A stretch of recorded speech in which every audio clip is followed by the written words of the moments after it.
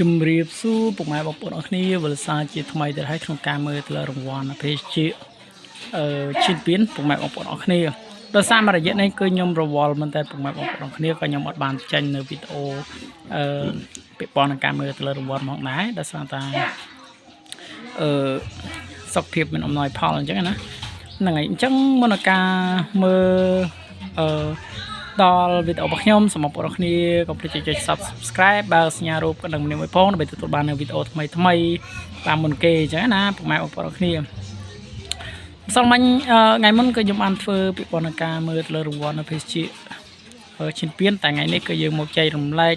តែបងប្អូនអរគ្នាបាទម្ដងទៀតក្នុងការមើលឲ្យច្បាស់បាទសម្រាប់ការមើលទៅលើក្រវិលកំប៉ុងគឺយើងមើលទៅលើឆ្នូតបងប្អូនអរគ្នាហើយនឹងក្រវិលកំប៉ុងឥឡូវគឺឆ្នូតបែបនេះគឺបញ្ជាក់ថាវាត្រូវឥឡូវកុំឲ្យខាតពេលវេលាយូរយើងក៏